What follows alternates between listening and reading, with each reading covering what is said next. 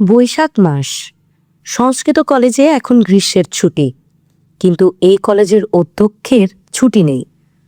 খর্বকায় ব্রাহ্মণ ঠেঙো ধুতি ও উড়ানি গায়ে দিয়ে প্রখর রৌদ্রের মধ্যে বাংলার গ্রাম থেকে গ্রামান্তরে পায়ে হেঁটে চোরকির মতো ঘুরে বেড়াচ্ছেন। ভারতে সে অকালমৃত বেথুন সাহেব স্বল্প সময়ের মধ্যেই অনেক উদ্দীপনার সঞ্চার করে গেছেন। যে স্ত্রী শিক্ষার জন্য তিনি প্রাণপাত করলেন, অনেক বাধা বিপত্তি সত্ত্বেও তার প্রসার হতে লাগলো ক্রমে ক্রমে। তাছাড়া বেথুন সাহেব বারবার আরেকটি বিষয়ের কথা স্মরণ করিয়ে দিয়েছিলেন সংশ্লিষ্ট সকল ব্যক্তিকে, যে মাতৃভাষার মাধ্যমে শিক্ষা না দিলে সে শিক্ষায় প্রকৃত মানুষ গড়া যায় না। যতই ইংরেজি বা সংস্কৃত শেখাবার জন্য উদ্যোগ নেওয়া হোক না কেন, বাংলাদেশে বাংলা পড়াবার সুবন্দোবস্ত না হলে শিক্ষা বিস্তার প্রকৃতপক্ষে অসম্ভব। এবং শুধু শহরে নয়, শিক্ষা ব্যবস্থা ছড়িয়ে দিতে হবে গ্রামে গ্রামে। বেথুন সাহেব আরও বলে গেছেন যে তিনি এদেশের ছাত্রদের পরীক্ষা করে দেখেছেন, তাদের মেধায় কোনো ঘাটতি নেই। উপযুক্ত শিক্ষা পেলে তারা জগতের যে কোনো জাতির সমকক্ষ হতে পারে। সংস্কৃত কলেজের অধ্যক্ষ ঈশ্বরচন্দ্র বিদ্যাসাগরও এ ব্যাপারে বেথুনের জীবনদশায় তাঁর সঙ্গে সম্পূর্ণ একমত হয়েছিলেন। যারা পণ্ডিত হতে চায় তারা সংস্কৃত শিখতে চায়, শিখুক, কিন্তু দেশের আপামর জনসাধারণকে শিক্ষা দিতে হবে মাতৃভাষায়। এজন্য হাজার হাজার বিদ্যালয় খোলা দরকার, এবং সরকারের সাহায্য না পেলে এত বড় একটা ব্যাপক কর্মসূচি নেওয়া সম্ভব নয়। কোম্পানির গভর্নমেন্ট এদেশ থেকে কোটি কোটি টাকা মুনাফা নিয়ে যাচ্ছে। তার থেকে ছিটে ফোঁটা পেলেও এই দেশের বালক বালিকাদের জন্য অনেক কিছু করা যাবে। বিদ্যাসাগর গ্রামাঞ্চলে শিক্ষা বিস্তারের জন্য বিশদ পরিকল্পনা পেশ করলেন সরকারের কাছে। তা নিয়ে টালবাহানা চলল অনেক দিন।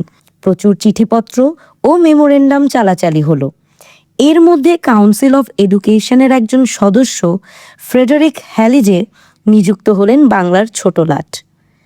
হ্যালিজে সাহেব বিদ্যাসাগরের সঙ্গে ঘনিষ্ঠ ছিলেন। তিনি তার সমস্ত পরিকল্পনার কথা জানতেন। ছোট লাট তখন সেই সব পরিকল্পনা পেশ করলেন বড়লাটের কাছে। বড়লাট নীতিগতভাবে তা মঞ্জুর করে দিলেন, কিন্তু প্রশ্ন উঠল এইসব শিক্ষা প্রতিষ্ঠার জন্য স্থান নির্বাচন, স্কুল স্থাপন এবং পরে সেগুলির পরিচালনার ব্যাপার তত্ত্বাবধানের জন্য একজন উপযুক্ত ব্যক্তি দরকার। কে করবেন সে কাজ? বিদ্যাসাগর নিজেই সে দায়িত্ব নিতে চান। বিদ্যাসাগরের যোগ্যতা বিষয়ে সরকারের কোনো সন্দেহ নেই, কিন্তু সংস্কৃত কলেজের মতো এত বড় একটি প্রতিষ্ঠানের গুরুত্বপূর্ণ দায়িত্ব যার স্কন্ধে, তিনি কি আবার গ্রামে গ্রামে বিদ্যালয় খোলার জন্য এত পরিশ্রম করতে পারবেন? বিদ্যাসাগর এক বাক্যে রাজি। শুধু তাই নয়, এই কাজের জন্য তিনি আলাদা কোনো পারিশ্রমিকও চান না। পায়ে হেঁটে ঘোড়ায় কোনো ক্লান্তি নেই বিদ্যাসাগরের। সংস্কৃত কলেজের অধ্যক্ষ হবার পরও কতবার নিজের মোট নিজেই মাথায় বহন করে নিয়ে দেশের বাড়িতে যাতায়াত করেছেন পদব্রজে। একটি শুধু অসুবিধে, নতুন কোনো গ্রামে গিয়ে সেখানকার মুরব্বীদের বিশ্বাস করাতেই অনেক সময় লেগে যায় যে পালকি বেহারাদের মতো চেহারার এই কদাকার পুরুষটি বিদ্যাসাগর। শিয়ালখোলা, রাধানগর, কৃষ্ণনগর পরপর গ্রামগুলিতে ঘুরে বেশ ভালো সাড়া পাওয়া গেল। এক একটি গ্রামে উপস্থিত হয়ে তিনি সেখানকার চণ্ডী মণ্ডপে কিংবা বটতলায় গ্রামের গণ্যমান্যদের নিয়ে একটি বৈঠক বসেন। লোক পাঠাবার বদলে তিনি নিজে তাদের বাড়ি বাড়ি ঘুরে ডেকে আনেন। তারপর তাদের কাছে বুঝিয়ে সুঝিয়ে বলেন তার উদ্দেশ্যের কথা। গ্রামের মানুষ যদি এক খণ্ড জমি দেয় এবং নিজেরাই চাঁদা তুলে একটি বাড়ি তুলে দেয়, তাহলে সে গ্রামে প্রতিষ্ঠিত হবে আদর্শ বঙ্গ বিদ্যালয়। শিক্ষকদের বেতন দেবেন সরকার। সব জায়গাতেই তিনি সার্থক হতে লাগলেন। পরপর চললেন ক্ষীরপাই, চন্দ্রকোনা, শ্রীপুর, কামারপুকুর, রামজীবনপুর, মায়াপুর, মলয়পুর, কেশবপুর, পাতিহাল। তার খাওয়া দাওয়ার কোনো ঝামেলা নেই। তিনি অতিশয় স্বল্পাহারী। গ্রামের যে কোনো বাড়িতে দুটি চাল ডাল ফুটিয়ে নিলেই চলে, নইলে শুধু ফলাহারেই খুন নিবৃত্তি হয়ে যায়। রাত্রিবাসের জন্য চিন্তা করতে হয় না। যে কোনো গৃহস্থের বাড়িতেই মাথা গোজার ব্যবস্থা হতে পারে, কিংবা গাছতলায় শয়ন করলেও চলে। প্রখর রৌদ্র কিংবা প্রবল বৃষ্টিতেও এ ব্রাহ্মণ নিরস্ত হয় না। রামজীবনপুরে একদিন বিশ্রাম নিচ্ছেন ঈশ্বরচন্দ্র। এখানকার বিদ্যালয়টি চালু হয়ে গেছে। বৃক্ষতলে ছায়ায় উপবেশন করে তিনি শুনছেন উচ্চকণ্ঠে ছাত্রদের পাঠোভ্যাস। পণ্ডিত মশাই নামতা ঘোষাচ্ছেন। আর ছাত্ররা পরস্পরের সঙ্গে প্রতিযোগিতা করে গলা ফাটাচ্ছে একেবারে। ঈশ্বরচন্দ্রের ইচ্ছে হলো ছাত্রদের বিদ্যার উন্নতি পরীক্ষা করা। তিনি চলে এলেন ক্লাস ঘরে। মেঝেতে পাটি বিছিয়ে বসে আছে ছেলেদের দল। অনেকেরই ঊর্ধ্বাঙ্গে কোনো বস্ত্র নেই, কেউ কেউ পরে আছে শুধু একটি গামছা।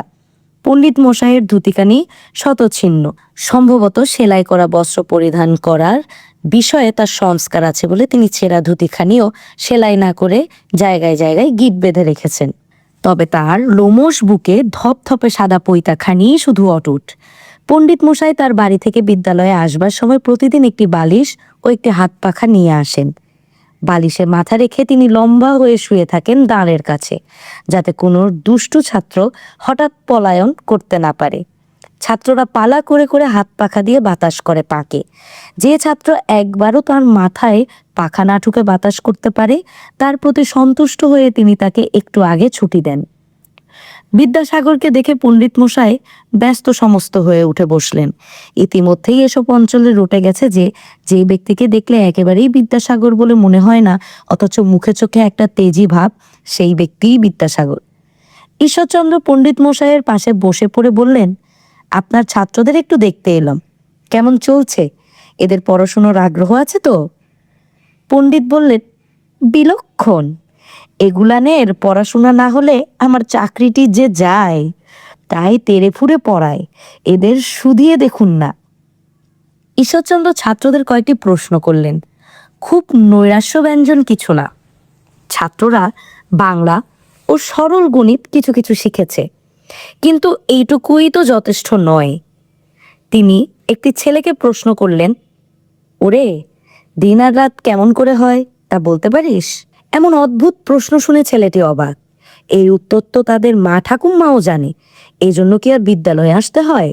সূর্য উঠলে দিন, আর সূর্য অস্ত গিয়ে চাঁদ উঠলে রাত। ঈশ্বরচন্দ্র আবার প্রশ্ন করলেন, সূর্য কি করে ওঠে আর কি করেই বা অস্ত যায়?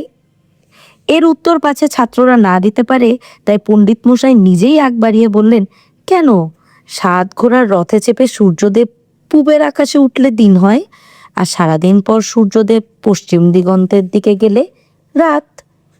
ঈশ্বরচন্দ্র মৃদু হেসে বললেন, সে তো পুরাণের কথা, আপনি আহ্নিক গতি বার্ষিক গতির কথা কিছু শোনেননি? পণ্ডিত ঘাড় নাড়লেন দুদিকে। ঈশ্বরচন্দ্র বললেন, সূর্য ঘোরে না, পৃথিবী ঘোরে।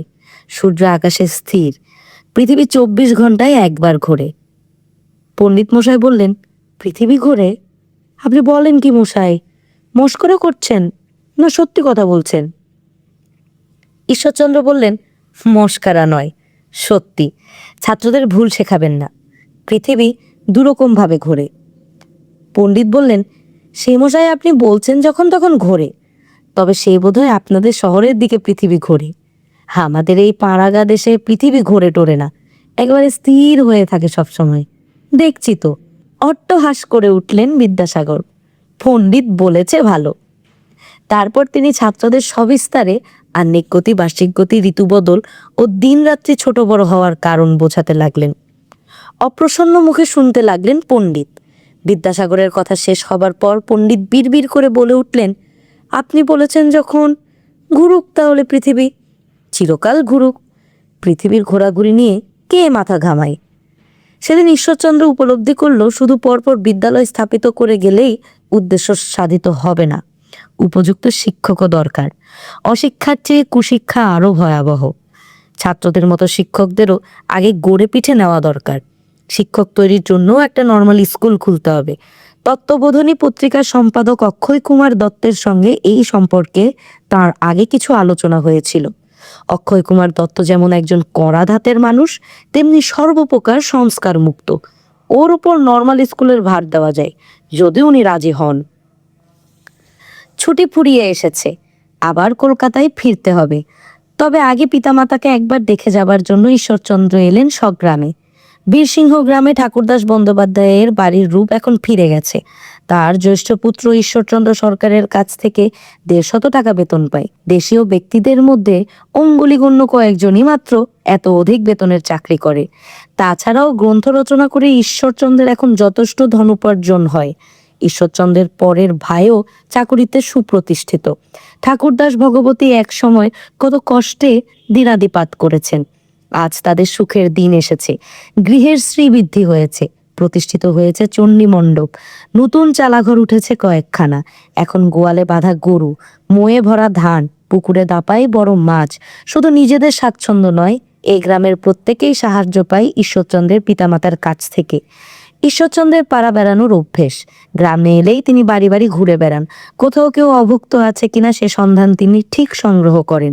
যে বাড়িতে গিয়ে দেখেন যে উনুনে হাঁড়ি চড়েনি, সেই বাড়ির সকলকে জোর করে টেনে আনেন নিজের বাড়িতে।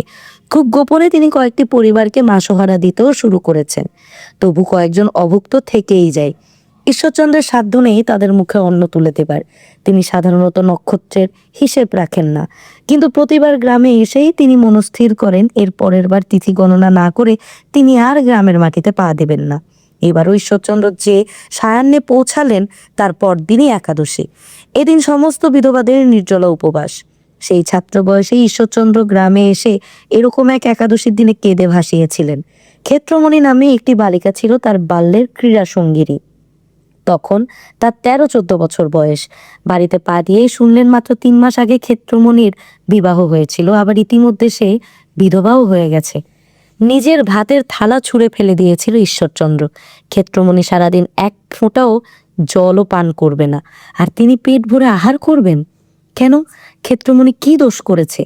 সেই ক্ষেত্রমণি অবশ্য মরে গিয়ে বেঁচেছে, তবু প্রতি বৎসরই 1-2 বিধবা হয়। এবারেও কুক্ষণে এসে পৌঁছালেন বিদ্যাসাগর। পরপর 2টি হৃদয় বিদারক ঘটনা শুনতে হলো। যে গুরুর কাছে তিনি প্রথম বর্ণমালা শিক্ষা করেছিলেন, সেই কালীকান্ত চট্টোপাধ্যায়ের সঙ্গে তিনি সর্বাগ্রেই দেখা করতে যেতেন। ইদানিং অভিমানবশত আর যেতেন না। এবার শুনলেন কালিকাকান্ত মারা গেছেন এবং বিধবা করে দিয়ে গেছেন 6টি রমণকে, তার মধ্যে সর্বকনিষ্ঠাটির বয়স 9। তাছাড়া তাদের এক প্রতিবেশীর কন্যা 11 বৎসর বয়স্কা বালিকা সদভামাও মাত্র 1.5 মাস আগে বিধবা হয়েছে। সংবাদ দুটি শুনে ঈশ্বরচন্দ্রের মন বিষিয়ে গেল। এই সব কথা শুনলে তার দুঃখ যতখানি হয়, রাগও ততটাই হয়। চোখে জল আসে, বুকটা জ্বলে। বিচার বুদ্ধিহীন অন্ধ সংস্কারে দুধের বাচ্চাদের বিবাহ দেওয়া হয় বৃদ্ধদের সঙ্গে। বিবাহ জিনিসটা কি তা বুঝবার আগেই তাদের কপাল পুড়ে যায়। অপরাহ্নে চণ্ডী মণ্ডপে বসে পিতার সঙ্গে কথাবার্তা বলছেন ঈশ্বরচন্দ্র। এমন সময় ভগবতী দেবী এলেন সেখানে। আঁচলে চক্ষু চাপা দিয়ে বললেন, ওরে, মেয়েটার দিকে যে আর চোখ ফেলা যায় না। ওকে জন্মাতে দেখেছি, কোলে পিঠে নিয়েছি কতবার। সেই মেয়ে বিধবা হলো। মেয়েটা ভুঁয়ে পড়ে কেঁদে কেঁদে গড়াচ্ছে। ঈশ্বরচন্দ্র ক্রোধে নির্বাক হয়ে ঘাড় হেট করে রইলেন। ঠাকুরদাস জিজ্ঞেস করলেন, কার কথা বলতেছ? সত্যভামা? আহা, বেটি আমারও বড় আদরের, আমিও ওর দিকে আর চাইতে পারি না। ভগবতী বললেন, আগেই আমি বলেছিলুম ওই তেজবরের সঙ্গে বিয়ে দিওনি। ঠাকুরদাস পুত্রকে জিজ্ঞেস করলেন, হ্যাঁ রে ঈশ্বর, তুই তো অনেক শাস্ত্র পড়েছিস, তা সব শাস্ত্রে কি বেদবাদের এমন যাতনা দেবারই নির্দেশ রয়েছে? ওদের আর কোনো গত্যন্তর নাই? ঈশ্বর মুখ তুলে রাগোৎসরে বললেন, কেন থাকবে না?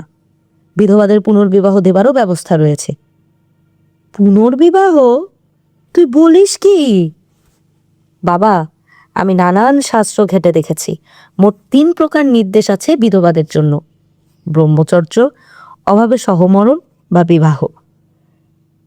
রাজ আজ্ঞায় সহমরণ প্রথা নিবারিত। কলিযুগে ব্রহ্মচর্যই বা কতখানি সম্ভব, সুতরাং বিবাহই একমাত্র উপায়।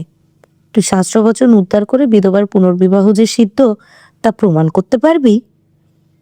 ঈশ্বরচন্দ্রের চোখ জ্বলে উঠল। তিনি পিতাকে বললেন, আপনি জানেন, কোনো কিছু যদি আমি একবার ধরি তাহলে আর কিছুতে ছাড়ি না। প্রয়োজন হলে আমি সর্বশাস্ত্র মন্থন করে এর সপক্ষে যত নির্দেশ আছে সব তুলে আনব।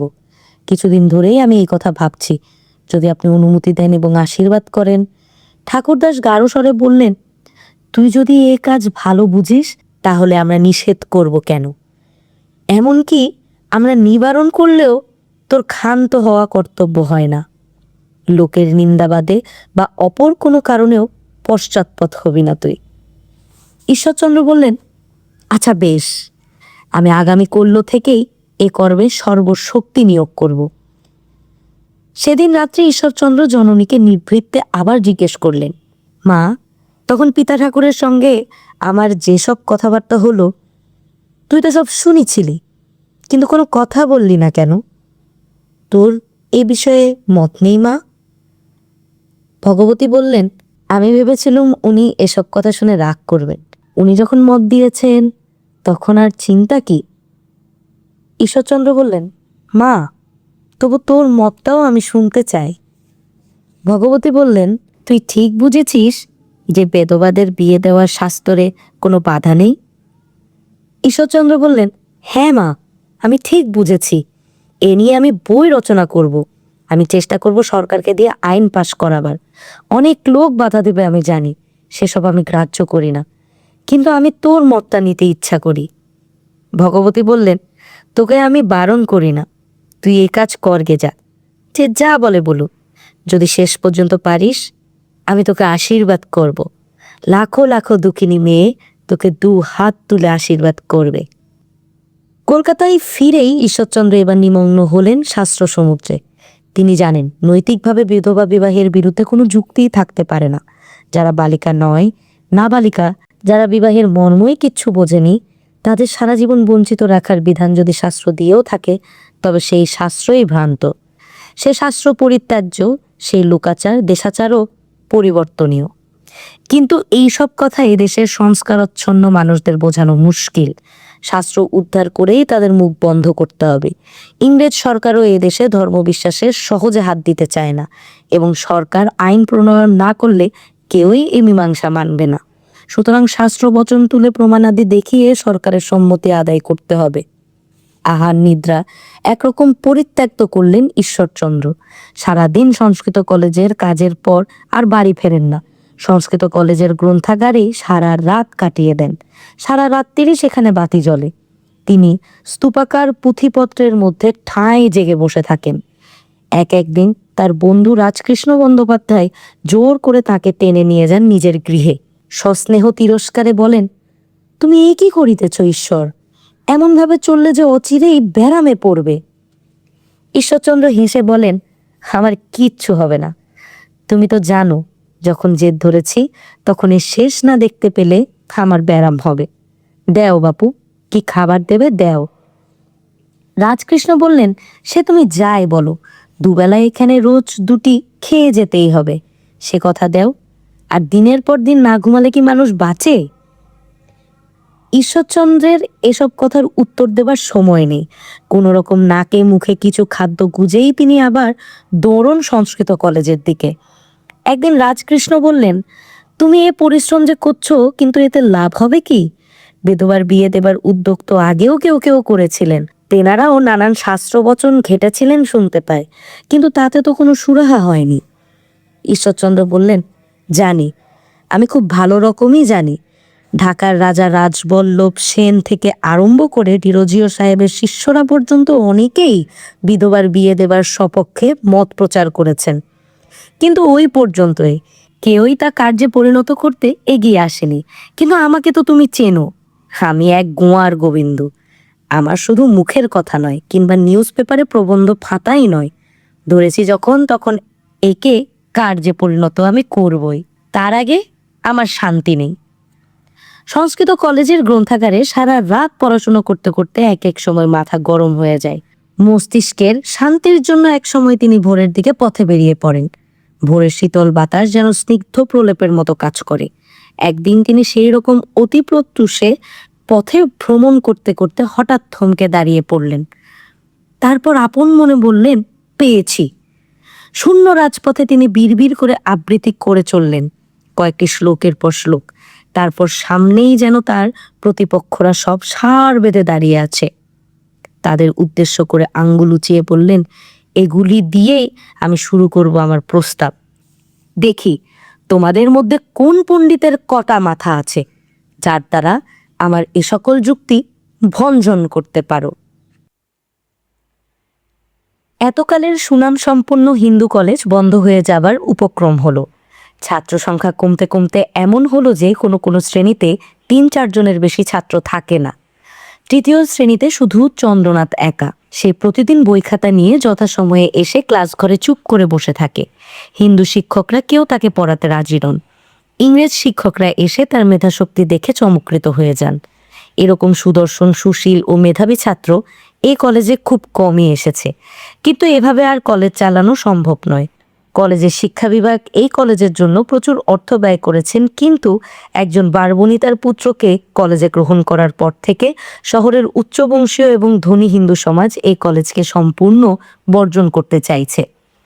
ওদিকে প্রতিযোগী মেট্রোপলিটন কলেজ কয়েক মাসের মধ্যে দাঁড়িয়ে গেল। ছাত্র সংখ্যা হলো 1000-এর বেশি। হিন্দু কলেজ থেকে বিতাড়িত ক্যাপ্টেন রিচার্ডসন প্রতিশোধ স্পৃহায় নবপ্রতিষ্ঠিত মেট্রোপলিটন কলেজের জন্য খাটতে লাগলেন প্রাণপণে। শহরের মাথা মাথা ব্যক্তিরা সাহায্য করতে লাগলেন এই নতুন কলেজটিকে। দানশীলা রানী রাসমণি একাই দিলেন 10,000 টাকা। হিন্দু কলেজের কর্তৃপক্ষ ছাত্র বেতন কমিয়ে দিলেন, তবু ছাত্রদের আকৃষ্ট করা গেল না। কোনো ভদ্রবংশের ছেলেই আর ওই বেশ্যাপুত্র চন্দ্রনাথের ছায়াও মারাবে না। এই অবস্থায় আর বেশি দিন আদর্শ বজায় রাখা যায় না। চন্দ্রনাথকে কলেজে গ্রহণ করার দিনটিতে যে বিপুল হুলস্থুল হয়েছিল, সেই তুলনায় চন্দ্রনাথের বিতরণ পর্বটি হলো খুবই সংক্ষিপ্ত এবং আড়ম্বরহীন। হিন্দু কলেজের অধ্যক্ষ একদিন হঠাৎ তৃতীয় শ্রেণীর কক্ষের দরজার সম্মুখে এসে দাঁড়ালেন। তারপর চন্দ্রনাথকে ডেকে বললেন, বালক, এদিকে আসো। একজন তরুণ ইংরেজ শিক্ষক তখন পড়াচ্ছিলেন চন্দ্রনাথকে। শিক্ষক ও ছাত্র দুজনেই অধ্যক্ষের কণ্ঠস্বর শুনে বিস্মিত। চন্দ্রনাথ ভয়ে ভয়ে উঠে এলো। অধ্যক্ষ তর্জনী উঁচিয়ে চন্দ্রনাথকে বললেন, তুমি দূর হইয়া যাও, আর কোনোদিন এই বিদ্যালয়ে আসিবে না। কোনো দিন ইহার দ্বার দিয়া প্রবেশের চেষ্টা করিবে না। চন্দ্রনাথ বিমূঢ়ভাবে বলল, মহাশয়, আমি আর আসিব না। না। চন্দ্রনাথ নির্বোধ নয়। সে বুঝেছিল যে তার জন্যই হিন্দু কলেজের ছাত্র সংখ্যা এত কমে যাচ্ছে। এর প্রতিকারের জন্য কলেজ কর্তৃপক্ষ একটা কিছু ব্যবস্থা গ্রহণ করবেনি। তার নিজের পাঠ তৃষ্ণা এত প্রবল যে সে কলেজ ছাড়ার কথা চিন্তাই করেনি। সে আশা করেছিল তার জন্য পৃথক কোনো বন্দোবস্ত হবে। অধ্যক্ষ হঠাৎ এমন ক্রূরভাবে তাকে চলে যেতে বলবেন, এমন সে আশঙ্কা করেনি একবারও। আর 1 সপ্তাহ পরেই তার পরীক্ষা শুরু হবার কথা। সে কাতরভাবে জিজ্ঞেস করল, মহাশয়, তাহা হইলে ইহার পর আমি কোথায় পাঠ লইতে যাইব? অধ্যক্ষ হুঙ্কার দিয়ে বললেন, তোমার ইচ্ছা হয় তুমি জাহান্নামে যাইতে পারো। এই কলেজের সহিত তোমার আর কোনো সম্পর্ক নাই। তরুণ শিক্ষকটি উঠে এসে মৃদু প্রতিবাদ করতে গেলে অধ্যক্ষ থামিয়ে দিলেন, এবং চন্দ্রনাথ তখনও দাঁড়িয়ে রয়েছে দেখে অধ্যক্ষ দারবানদের ডাকলেন। বেশ্যাপুত্রকে দারবানরাও ঘৃণা করে। ইতিমধ্যে একদিন চন্দ্রনাথ জলখাবার ঘরের কলসি থেকে জল গড়িয়ে খেতে যাওয়ায় দারবান তাকে, আরে আরে জাত মারলে রে, ঘোড়া মারছ বলে ধমকে উঠেছিল। এখন দারবানরা খুব উপভোগ্য ভঙ্গিতে চন্দ্রনাথের ঘাড় ধরে কলেজ ঘরের বাইরে ছুঁড়ে ফেলে দিলে। প্রথম প্রথম কিছুদিন রায়মোহন নিজে রোজ কলেজ ছুটির পর চন্দ্রনাথকে নিয়ে যাবার জন্য কলেজের বিপরীত দিকে দাঁড়িয়ে থাকতো। ইদানিং আর নিয়মিত আসে না। তাছাড়া এখন কলেজ ছুটির সময়ও নয়, বেলা দ্বিপ্রহর। চন্দ্রনাথের ভয় হলো পথে হয়তো আজও ভাড়াটে গুন্ডারা তাকে মারবে। সে একা একা বাড়ি ফিরবে কি করে? তারপর সে ভাবলো, মারলে মারুক। সে ধীর পায়ে হেঁটে প্রবেশ করলো গোলদিঘিতে, বসলো গিয়ে জলের ধারে। একটু পরেই সে আর নিজেকে সামলাতে পারল না। 2 হাঁটুতে মুখ গুঁজে সে কাঁদতে লাগলো ফুঁপিয়ে ফুঁপিয়ে। তার সর্বাঙ্গ মুচড়ে মুচড়ে উঠছে। ঠিক কার বিরুদ্ধে যে তার রাগ বা দুঃখ তা সে ঠিক জানে না, কিন্তু তার কিশোর হৃদয় যেন ভেঙে খান খান হয়ে যাচ্ছে। গোলদিঘিতে নিষ্কর্মা লোক ও বয়াটে ছোকরাদের কখনো অভাব হয় না। বিপরীত দিকের বাজার ফেরত ফোরে আর ব্যাপারীরাও এখানে গাছতলায় ঘুমাতে আসে। কিন্তু দুপুর রোদ্রে জলের ধারে বসে থাকা এক কিশোরের কান্নার দৃশ্য কারুকে আকৃষ্ট করে না। কেউ তার পাশে এসে প্রশ্ন করে না, তোমার কি হয়েছে ভাই? চন্দ্রনাথ অনেকক্ষণ ধরে কাঁদল। কান্নারও ক্লান্তি আছে, এক সময় থামতেই হয়। এক সময় চন্দ্রনাথ মুখ তুলে জলের দিকে চেয়ে রইল। জলে তার মুখের প্রতিবিম্ব। অনেকেই তাকে রূপবান বলে, কিন্তু চন্দ্রনাথের মনে হলো তার মুখখানি যেন কোনো বিভৎস প্রেতের মতো। মানুষের সমাজে তার স্থান নেই।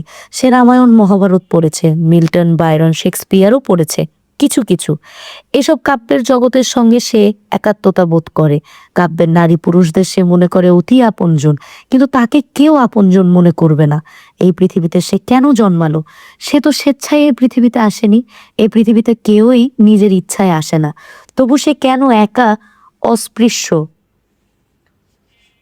প্রথমে সে একটা বই থেকে একটা একটা করে পাতা ছিঁড়ে ভাসাতে লাগলো জলে। তারপর একসময় সমস্ত বই খাতাপত্র কুটি কুটি করে ছিঁড়ে নিক্ষেপ করলো দিঘিতে।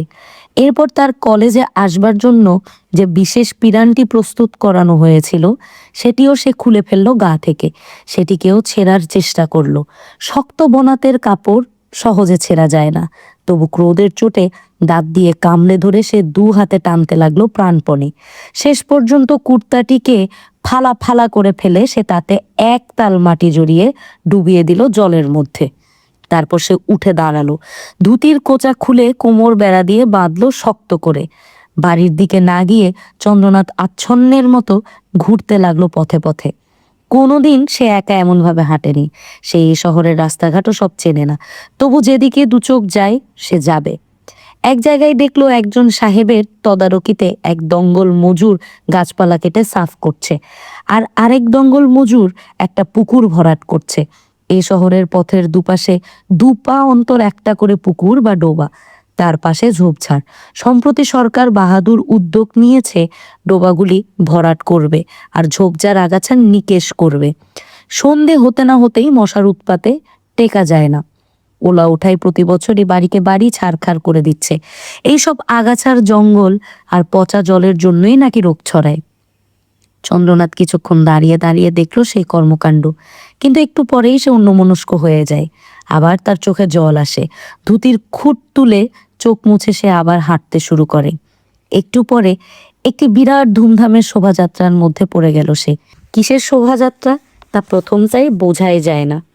একদল লোক খোল করতাল বাজিয়ে ধেই ধেই করে নাচছে আর চিল্লাচিল্লি করে একটা গান গাইছে। শোভাযাত্রার অগ্রভাগে একটা রথের মতো জিনিস বয়ে নিয়ে যাচ্ছে কিছু লোক। দূর থেকে সেটিকে ভালো করে দেখতে পেল না চন্দ্রনাথ। লোকগুলি সকলেই যেন একেবারে ভাবে বিভোর। চন্দ্রনাথের একবার মনে হলো এ বুঝি কোনো খানদানি মানি লোকের মরা নিয়ে শ্মশান যাত্রা হচ্ছে। একটু মনোযোগ দিয়ে সে গানটা শুনল। যিনি গুরু তিনি কৃষ্ণ, না ভাবিও আন। গুরু তুষ্টে কৃষ্ণ তুষ্ট, জানিবা প্রমাণ। প্রেমা রাধা রাধা সমা তুমি লো যুবতী, রাখলো গুরুর মান যা হয় যুক্তি। শ্মশান যাত্রায় কি এ গান হয়? তাছাড়া খোল করতাল ধারীরা গাইতে গাইতে এমন লাফাচ্ছে যে দেখতে হাসি পায়। এদের দেখবার জন্য ভিড় জমে গেছে পথের দুপাশে। বারান্দা থেকে উকি মারছে স্ত্রী লোকেরা। চৌমাথার বেনের দোকানের সামনে ভর্তি লোক। তাদের নানা রকম বেশ, কারুর কফ ও কালারওয়ালা কামিজ, রূপোর বগলস, আটা শাইনিং লেদার বা ইন্ডিয়ান রাবারের জুতো। কেউ পরেছে চায়না কোট, কাঁধে ক্রেপের চাদর, হাতে স্টিক, কেউ বা খ্যাংরা গুপো, গামছা কাঁধে। কেউ ছোট আদালতের উকিল, কেউ সেকশন রাইটার, টাকাওয়ালা গন্ধ বেনে, কেউ তেলি বা কেউ কামার অথবা ফলারে জজমেনে বামুন। কোথাও বা 4-5 জনের দল বাঁধা নারী, তাদের কোলে কাখে বাচ্চা। যে কোনো হুজুগেই শহরের পথে এমন ভিড় জমে যায়। কেউ ভক্তিভরে কীর্তনিয়াদের উদ্দেশ্যে প্রণাম করলো, কেউ বা নানান টিটকিরি মন্তব্য ছুটতে লাগলো। কেউ বললে চোখে তেমন জল নেই কেন বা, বেমোরা আরো বেশি কেঁদে ভাসায়। কেউ বললে হা হা হা হা, জয় গুরু জয় গুরু, এবার হলো কলির শুরু। কেউ বলল হরি হে মাধব, চান করব না গা ধোবো। কেউ আরো উচ্চস্বরে বৈষ্ণবদের চেয়ে শাক্তদের গলার জোর বেশি প্রমাণ করবার জন্য বলল বোম কালী কলকাতা ওয়ালি। কীর্তনিয়ারা তাতে একটুও দমে না। একজন খোলধারী মিছিল থেকে বেরিয়ে এসে দর্শকদের উদ্দেশ্য করে চটচটাং করে খোল বাজিয়ে নাচতে নাচতে ঝুঁকে পড়ে গান ধরল। তাথইয়া তাথইয়া নাচত ফিরত গোপাল ননি চুরি করি খাইয়াছে, আরে আরে ননি চুরি করি খাইয়াছে, তাথইয়া তাথইয়া। অমনি দর্শকরা হরি বল দিয়ে উঠল। চন্দ্রনাথ ভিড় ঠেলে এগিয়ে গেল সামনের দিকে। রথটি দেখবার জন্য তার কৌতূহল। রথটি নানা রকম ফুল ও রাংতার ঝালর দিয়ে সাজানো। তার উপর কোনো বিগ্রহ নেই। বসে আছেন এক জ্যান্ত গোঁসাই। আজ পর্যন্ত এ শহরে কেউ রোগা চেহারার গোঁসাই দেখেনি। ইনি আবার একাই 3 জনের সমান। জনা 6 লোক রথটি ঠেলতে ঠেলতে একেবারে গলধর্ম। গোঁসাইজি শরীরটি প্রকাণ্ড, মুন্ডিত মস্তক, মধ্যে তরমুজের বোটার মতো চৈতন্য ফক্কা, সর্বাঙ্গে হরিনামের ছাপ, নাকে তিলক ও অদৃষ্টে এক থ্যাবড়া চন্দন। ঠিক যেন মনে হয় কাকের অপকর্ম। পাছে পাপিতাপি এবং অবিদ্যাদের উপর চোখ পড়ে, সেই জন্য গোসাইজি চক্ষু বুঝে নাম জপ করছেন। ইনি মল্লিক বাড়ির কুলগুরু, নদের চাঁদ গোস্বামী জিউ বাবা। যত বড় ধনির বাড়ির গুরু তত বেশি জাঁকজমক, নইলে যজমানের ইজ্জত থাকে না। ভক্ত শিষ্যদের সঙ্গে নিয়ে সারা শহর কাঁপিয়ে আগমন ঘটালে লোক বলে, হ্যাঁ, অমুক বাড়ির গুরুদেব এলেন বটে। এত হইচইয়ের মধ্যে মিশে গিয়ে খানিকক্ষণ হাঁটতে চন্দ্রনাথের মন্দ লাগলো না, কিন্তু কিছুতেই তার মনের ভার কাটে না। ঢেউয়ের মতো হঠাৎ হঠাৎ অভিমানী সে আছড়ে পড়ে বুকে। এত লোক আনন্দ ফুর্তি করে নাচতে নাচতে যাচ্ছে, ওরা তো কেউ জানে না ওদের মধ্যে বুক ভরা দুঃখ নিয়ে হেঁটে যাচ্ছে এক কিশোর। নিজের অজ্ঞাত সারেই চন্দ্রনাথ আবার ফুপিয়ে কেঁদে উঠল। চন্দ্রনাথকে কাঁদতে দেখে এক ভক্ত তাকে পাজা কোলে করে তুলে নিয়ে বসিয়ে দিল রথের ওপরে। তারপর গদগদ স্বরে বলতে লাগলো, ওহো ওহো ওহো, গুরু তুমিই সত্য, ধন্য তোমার মহিমা, বালককেও তুমি তরালে। বলো বাবা, বলো, জয় গুরু, জয় গুরু। চন্দ্রনাথ হাত পা মুচড়ে নেমে পড়ল। সে কুষ্ঠরোগীর মতো অস্পৃশ্য। যদি এরা সে কথা জেনে যায়। সে মিছিল থেকে বেরিয়ে যাচ্ছিল, সেই ভক্তপ্রভু তার হাত ধরে বলল, চাস কই, ওরে চাস কই, চল আমাদের সঙ্গে চল, গুরুর প্রসাদ পাবি, তেমন জিনিস তোর বাপের জন্মে খাসনি। হাত ছাড়িয়ে দৌড়ে পালালো চন্দ্রনাথ। তার এখন বুক হালকা করা দরকার। সে একটি মসজিদের সিঁড়িতে বসে আবার কাঁদলো অনেকক্ষণ।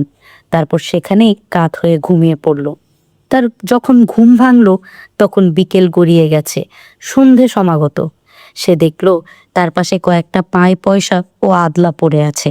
রমজানের মাস, ভক্ত মুসলমানরা নামাজ সেরে বেরুবার সময় ঘুমন্ত অবস্থায় তাকে দেখে মনে করেছে কোনো অনাথ আতই, তাই কেউ কেউ কিছু দান করে গেছে। চন্দ্রনাথ সে পয়সা ছুল না।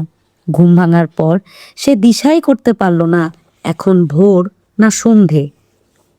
তারপর একটু ধাতস্থ হবার পর সে আবার এক বিড়ম্বনায় পড়ল। এটা কোন জায়গা? সন্ধ্যার ক্ষীণ আলোয় সব কিছুই অচেনা মনে হয়। সে এখান থেকে বাড়ি ফিরবে কি উপায়ে? একবার তার মায়ের কথা মনে পড়ল। এই সময় তার মা বেশভূষা পরিবর্তন করে চোখে সুরমা আঁকে, সারা অঙ্গে আতর ছিটিয়ে রাত্রে বাবুদের মনোরঞ্জনের জন্য তৈরি হয়।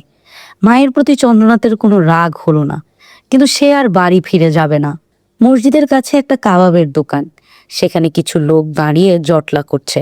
কোনো একটা ব্যাপারে তাদের বেশ উত্তেজিত মনে হয়। চন্দ্রনাথ সেদিকে এগিয়ে গিয়ে একজনকে জিজ্ঞেস করলো, এই জায়গাটার নাম কি? লোকগুলো নিজেদের নিয়ে ব্যস্ত, কেউ উত্তর দিল না। দোকানটিতে মস্ত বড় চুল্লিতে ঝলসানো হচ্ছে মাংস। সেই গন্ধে চঞ্চনিয়ে উঠল খিদে। কলেজ থেকে ফিরে এই সময় চন্দ্রনাথ রোজ তার খাবার খায়। আর কোনোদিন সে কলেজ যাবে না। সে বাড়ি ফিরে গিয়ে সব কথা বললেই রায়মোহন দাদা আবার তাকে নিয়ে উঠে পড়ে লাগবে। রায়মোহন দাদা অতি ধুরন্ধর, হয়তো নাম ভারিয়ে চন্দ্রনাথকে আবার অন্য কোনো জায়গায় ভর্তির ব্যবস্থা করবে। সেখানেও কিছুদিন পর চন্দ্রনাথ ধরা পড়ে যাবে নিশ্চিত। আবার সেখান থেকে তাকে বিতাড়িত করা হবে। না, চন্দ্রনাথ আর এই অপমান সহ্য করতে রাজি নয়। সে আর জীবনে কোনো বই ছোবে না। সে এবার দোকানদারকে জিজ্ঞেস করলো এই জায়গাটির নাম, এবং জানলো যে এটি গরানহাটা। আর ঠিক তখনই দূর থেকে 3-4 জন লোক ছুটে এলো এদিকে। তাদের মধ্যে একজন ভয়ঙ্কর চেহারার লোক হুঙ্কার দিয়ে বলল, আরে কাল্লু! তারপরই তার হাতে ঝলসে উঠল একটা ছুরি। সে ঝাঁপিয়ে পড়ল আগের জটলাটার মধ্যে। চন্দ্রনাথ এমনই ভ্যাবাচ্যাকা খেয়ে গিয়েছিল যে কি করবে তা বুঝতে পারার আগেই কিছু লোক তাকে ধাক্কা দিয়ে ছিটকে ফেলে দিল। আচমকা পড়ে গিয়ে তার মাথায় বেশ চোট লাগলেও সে সামলে নিয়ে উঠে দাঁড়িয়ে দেখলো এরই মধ্যে জায়গাটা একদম ফাঁকা হয়ে গেছে। সবাই পালিয়েছে, দোকানদারও ঝাঁপ ফেলে দিয়েছে। শুধু রাস্তার উপর চিত হয়ে পড়ে আছে একটা লোক, তার বুকে একটা আমূল ছুরি বেঁধা। লোকটার বুক ভেসে যাচ্ছে রক্তে। তখনও সদ্য মুন্ডু কাটা ছাগলের মতো কেঁপে কেঁপে উঠছে তার দেহ। একটু বাদেই একেবারে নিথর হয়ে গেল। এরকম ভয়ঙ্কর দৃশ্য চন্দ্রনাথ কখনো দেখেনি। তার চক্ষু দুটি যেন স্থানচ্যুত হতে চাইছে, তার সর্বাঙ্গ কাঁপছে। লোকটি কি সত্যিই মরে গেল? একটু আগে এই লোকটিই চেঁচাচ্ছিল তার স্বরে, এর মধ্যেই সব শেষ। একবার সে ভাবলো কাছে গিয়ে দেখবে লোকটির নাক দিয়ে এখনো নিঃশ্বাস পড়ছে কিনা, কিন্তু পর মুহূর্তেই তার ভেতরকার সহজাত আত্মরক্ষার প্রবৃত্তি তাকে বলে দিল পলায়ন করতে। সে পিছন ফিরে অন্ধের মতন দৌড় লাগালো। দৌড়াতে দৌড়াতে কত পথঘাট পেরিয়ে গেল চন্দ্রনাথ তার কোনো হিসেব নেই। অনেক অন্ধকার পথ পেরিয়ে সে চলে এলো একটি আলো উজ্জ্বল পল্লীতে। এলাকার অনেক বাড়ির দরজায় জাহাজে ল্যাম্প হাতে নিয়ে দাঁড়িয়ে আছে সাজগোজ করা স্ত্রীলোকেরা। পথে মাতালের হল্লা ও চুরি গাড়ির ভিড়। এইসব স্ত্রীলোকরা কোন উদ্দেশ্যে রাত্রিবেলা এত বেশি প্রসাধন করেছে তা বুঝতে চন্দ্রনাথের কোনো ভুল হলো না। এই পল্লীর নাম যদিও সোনাগাছি, কিন্তু চন্দ্রনাথের ভ্রম হলো সে বুঝি নিজের বাড়ির কাছে এসে পড়েছে। সে আবার প্রাণপণে ছুটল। বেশ কিছুক্ষণ পর একটা অন্ধকার অঞ্চল দেখে চন্দ্রনাথ একটা অশ্বত্থ গাছের নিচে বসে জিরোতে লাগলো। চোখের সামনে ভেসে উঠছে সেই ছুরি বেঁধা লোকটির শরীর। লোকটার শরীর যেমনভাবে ছটফট করছিল ঠিক সেইভাবেই যেন চন্দ্রনাথের শরীরও কাঁপছে। মৃত্যু এত সহজ? লোকটার নাম কাল্লু। ওর বাড়ির লোক নিশ্চয়ই এখনো কিছু জানে না। ওর মা হয়তো ওর জন্য রাত্রির বেলা ভাত বেড়ে অপেক্ষা করে থাকবে। ওরা ভাত খায় না, রুটি খায়, রুটি আর কাবাব। কাল্লু আর কোনোদিন রুটি আর কাবাব খাবে না। আজ চন্দ্রনাথ বাড়িতে না ফিরলেও তার মা হিরেমণি কোনো বাবুর বাড়িতে মুজরো গাইতে যাবে। রায়মোহন দাদা আজও একবার সিঁড়ির নিচের ঘরে মদের আসর বসাবে। হিরেমণি নিজ হাতে রোজ বিকেলে ছেলেকে খাবার দেয়। আজ তো বিকেল কখন পেরিয়ে গেছে। মা এখন কি করছে? মাকে এতক্ষণে জরির চুমকি বসানো ঘাগরাটা খুলে আবার আট পরে শাড়ি পরে এখন কাঁদতে বসেছে। কিন্তু কথা দেওয়া আছে, যেতেই হবে গা, চাঁদো ফিরলে একটা খবর পাঠিও বলে মা উঠে বসেছে কোনো বাবুর জুড়ি গাড়িতে। রায়মোহন দাদা কি খুঁজতে বেরিয়েছে তাকে? চন্দ্রনাথ ভাবল সে যদি আজই মরে যায় তাহলে তারপরও কি তার মা বাবুদের কাছে যাবে? চন্দ্রনাথের ধারণা হলো সে মরে গেলে তার মা খুব কাঁদবে, শুধু কাঁদবে, আর কোনোদিন ওই পাপের জীবনে যাবে না। তাহলে তো তার মরে যাওয়াই ভালো। কত সহজ মরে যাওয়া। কেউ তার বুকে একটা ছুরি বসিয়ে দিলেই হলো, কিংবা সে নিজেই নিজের বুকে একটা ছুরি বসিয়ে দিতে পারে। হঠাৎ অন্ধকারের মধ্যে চন্দ্রনাথের পেছনে কেউ একটা লাথি কষিয়ে বলে উঠল, এ শালা, ভাগ! চন্দ্রনাথ ধরফর করে উঠে দেখলো মুখ ভর্তি দাড়িওয়ালা একজন লোক, খালি গা, পরনে একটা শত ছিন্ন ধুতি, হাতে একটা বাঁশের লাঠি। মনে হয় কোনো পাগল।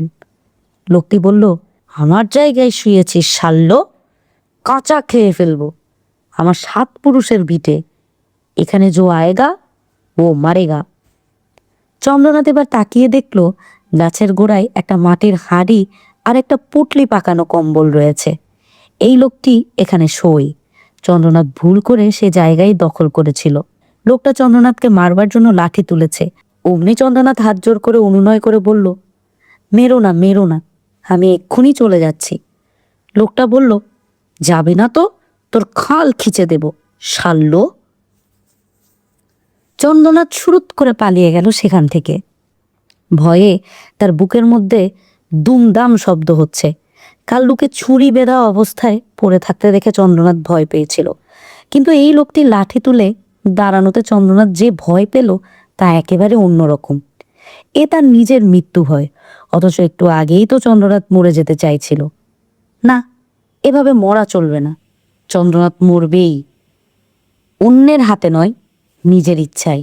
সবচেয়ে ভালো জলে ডুবে মরা। তাদের পাশের বাড়ির চপলা নামে এক বালিকা গঙ্গায় স্নান করতে গিয়ে ডুবে মরেছিল। চন্দ্রনাথও গঙ্গায় ঝাঁপ দেবে। সে সাঁতার জানে না। গঙ্গায় মরলে সব পাপি তাপি উদ্ধার পেয়ে যায়। মা গঙ্গা সবাইকে বুকে আশ্রয় দেন। তিনি সকলের মা। তিনি জাত বিচার করেন না। দিন দুঃখীদেরও তিনি বুকে টেনে নেন। এখন চন্দ্রনাথকে খুঁজে বার করতে হবে। কোথায় সেই গঙ্গা? কিছুটা দৌড়ে, কিছুটা হেঁটে চন্দ্রনাথ আবার পৌঁছে গেল লোকালয়ে। এই পল্লীটির নাম বাগবাজার। এখানে অনেক ধনী মানুষের অট্টালিকা রয়েছে। একটি বাড়ির সামনে অনেক মানুষের ভিড়। এইসব ধনীদের বাড়িতে 12 মাসে 13 পার্বণ লেগেই থাকে। এই বাড়ির অন্দরে খুব খাওয়া দাওয়া চলছে বোঝা যায়। বড় বড় ঝুড়িতে করে এঁটো কলাপাতা আর মাটির গেলাস ফেলা হচ্ছে রাস্তায়। সিংহদ্বারের কাছে ভিড় জমিয়েছে কাঙালির দল। চন্দ্রনাথও তাদের পাশে গিয়ে দাঁড়ালো। তার পাকস্থলী যেন জ্বালিয়ে পুড়িয়ে দিচ্ছে খিদের আগুনে। গলা একেবারে ফেটে যাচ্ছে তৃষ্ণায়। মৃত্যু চিন্তার চেয়েও তার খাদ্য চিন্তা অনেক বেশি প্রবল হয়ে উঠল।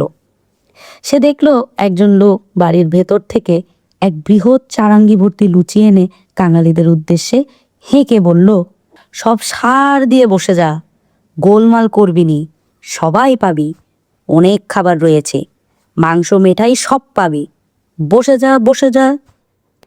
কাঙালিরা হুড়মুড় করে বসে গেল রাস্তার উপর সার বেঁধে।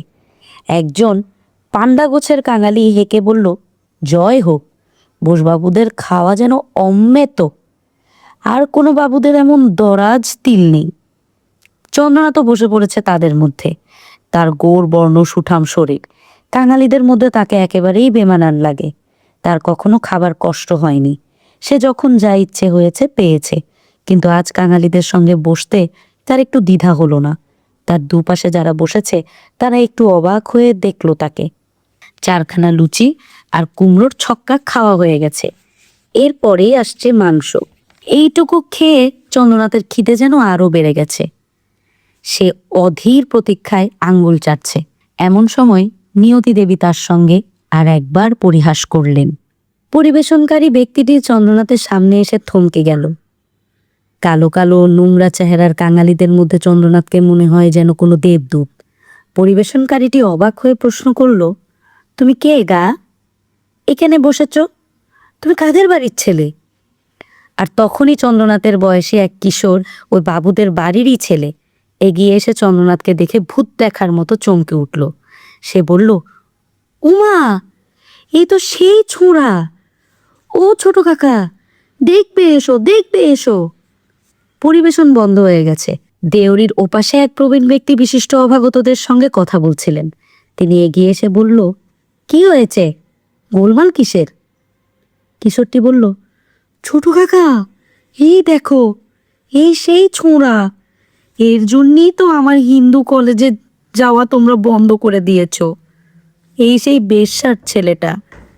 বেশ্যার ছেলে যেন একটা দারুণ দর্শনীয় বস্তু। এই হিসেবে অনেকেই ভিড় করে দেখতে এলো চন্দ্রনাথকে। এমনকি কাঙালিরাও এমন একজনের সঙ্গে ভোজনে বসাটা অসম্মানজনক মনে করে হই হই করে উঠল, যেন তাদেরও জাত চলে যাবে। বাবুদের বাড়ির কিশোরটি বলল, এই ছোড়া এসে আমাদের কিলাসে ভর্তি হলো।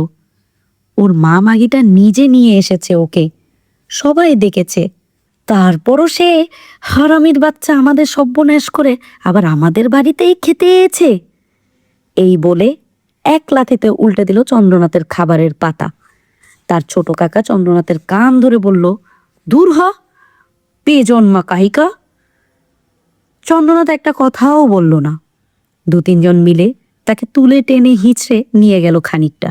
তারপর দ্বিপ্রহরে কলেজের দারবানরা মিলে যেভাবে তাকে ছুঁড়ে দিয়েছিল, এখন এরাও যেন তার চেয়েও বেশি প্রতিহিংসায় আরো জোরে ছুঁড়ে দিল তাকে। তবু এবার শরীরে কোনো রকম ব্যথা বোধ করলো না চন্দ্রনাথ। পড়ে গিয়েই সে তাকালো এদিক ওদিক। কাছেই একটা পাথরের চাঙ্গার দেখতে পেয়ে সেটা হাতে নিয়ে সে উঠে দাঁড়ালো। যারা তাকে ছুঁড়ে দিয়েছিল তাদের মধ্যে পরিবেশনকারী ব্যক্তিটিকে দেখে সে উন্মাদের মতো ছুটে এসে সেই পাথরের চাঙড় দিয়ে মারল তার মাথায়। লোকটি বাপ রে, মরলাম রে বলে পড়ে গেল ধপাস করে। চন্দ্রনাথ পাথরটি জোরে ছুঁড়ে মারল অন্যদের দিকে। তারপর প্রাণপণে ছুটল। পাইক বড়কন্দাজ সমেত অনেকেই অনেক দূর পর্যন্ত তাড়া করে এসেছিল, কিন্তু কিছুতেই তার নাগাল পেল না। চন্দ্রনাথ ক্রমে এক সময় পৌঁছালো গঙ্গার ধারে, কিন্তু জলে ঝাঁপিয়ে পড়ে আত্মহত্যার কথা তখন তার মনে এলো না। তার হাত চটচট করছিল। প্রথমে সে ভেবেছিল এঁটো লেগে আছে, কিন্তু নদী তীরে জ্যোৎস্নায় সে ডান হাতের পাঞ্জাবি তুলে দেখল সেখানে লেগে আছে রক্ত, মানুষের রক্ত। জলের কাছে নেমে গিয়ে সযত্নে হাত ধুতে লাগলো চন্দ্রনাথ। এক হিসেবে আজ তার আর একবার হাতে খড়ি হলো। ভূকৈলাসের রাজবাড়িতে এক মহাপুরুষ এসেছেন। শহরের সকলের মুখে মুখে এখন শুধু সেই মহাপুরুষের কথা। কেউ বলল ইনি সত্যযুগের মানুষ, সেই যে শ্রীরামচন্দ্রের আমলে ধ্যানে বসেছিলেন, তারপর আর খেয়ালই করেননি যে কত হাজার বছর কেটে গেছে।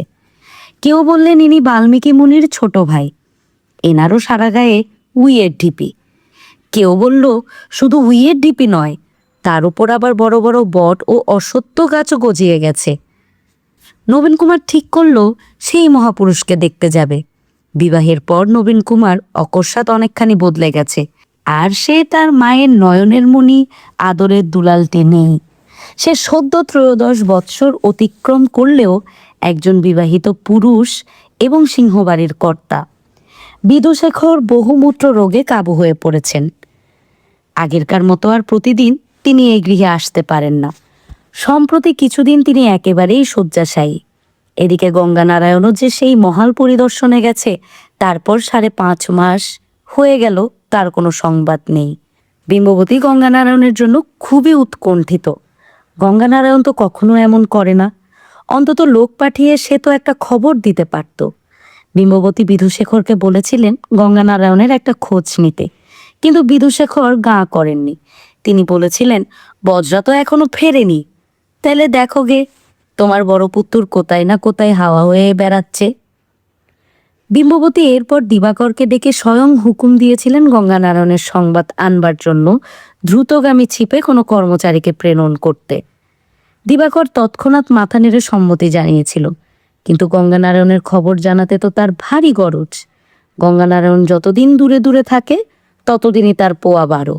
তাছাড়া সে একটি বাংলা সংবাদপত্রে পাঠ করেছে যে ইব্রাহিমপুর পরগনায় নীলকর সাহেব ও স্থানীয় রায়তদের মধ্যে নাকি একটা হাঙ্গামা হয়ে গেছে।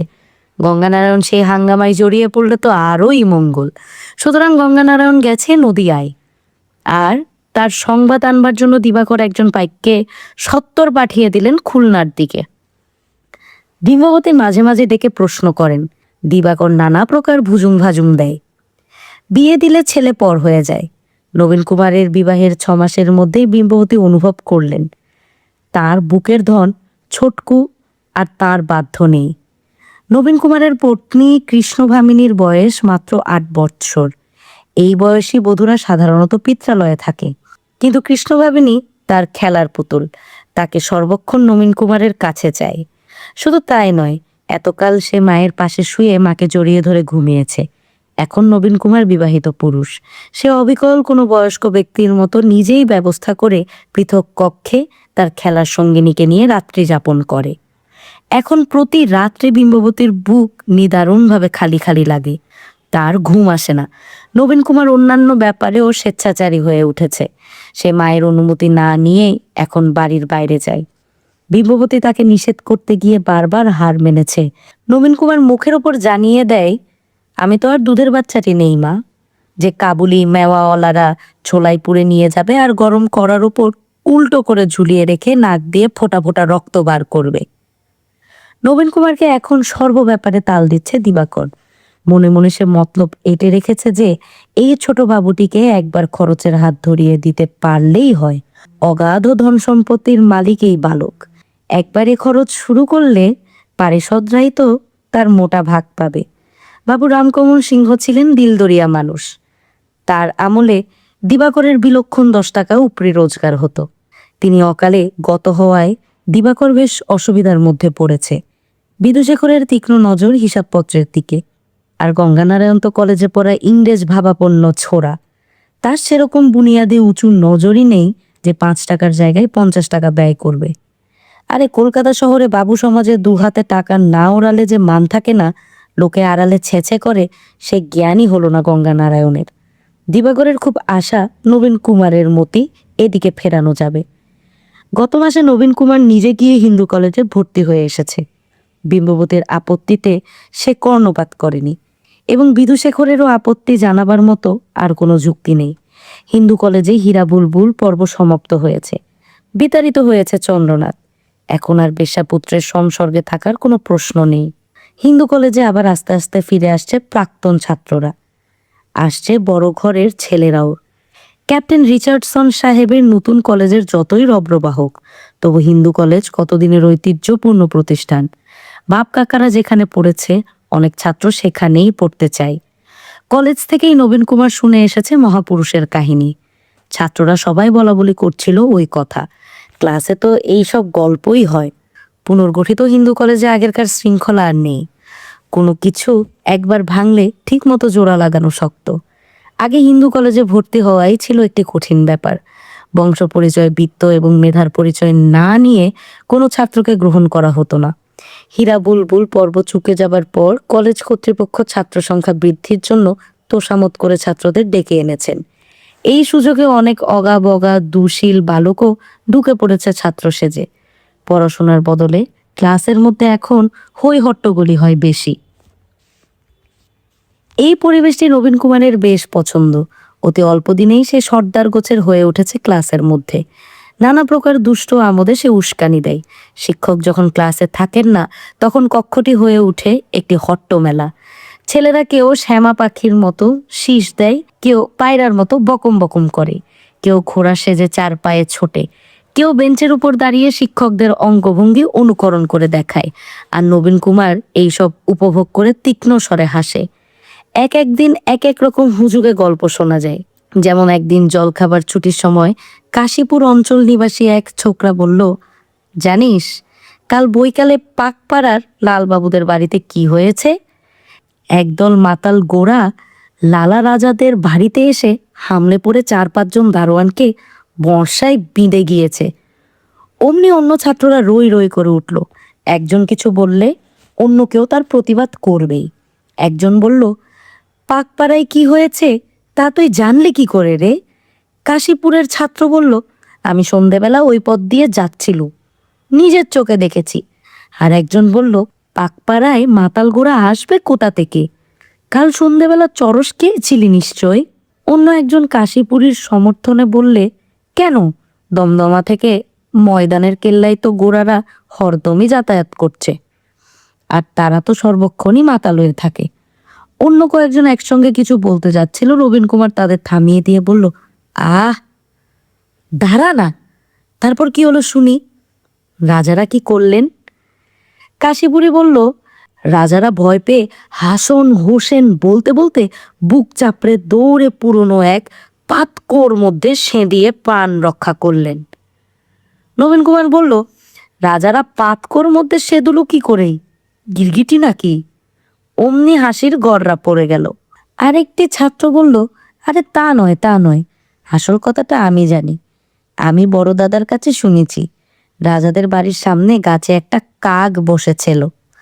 এক সাহেব শিকারী বন্ধুকে তাক ঠিক আছে কিনা দেখবার জন্য সেই কাকটিকে যেই মারল, অমনি রাজাদের দারোয়ান তেরে তাকে মারতে গেল। তাকে থামিয়ে দিয়ে আরেকজন বলল, ধ্যাৎ, যত সব বাজে কথা, আমাদের পাশের বাড়ির কথা আমি জানি না, তোরা জানিস? নবীন কুমার সেই ছেলেটিকে জিজ্ঞেস করলো, তুই লালা রাজাদের পাশের বাড়ি থাকিস? আগে তো কখনো শুনিনি কো। সে ছেলেটি বলল, আলবত আমাদের পাশের বাড়ি। রাজাদের বাড়ির পেছনে যে বড় পগারটা রয়েছে জানো, তারই পাশে যে পচা পুকুর, সেখানেই আমাদের বাড়ির খিড়কি। তাহলে? নবীন কুমার বলল, তাহলে তো পাশাপাশিই বটে। তুই তাহলে বল।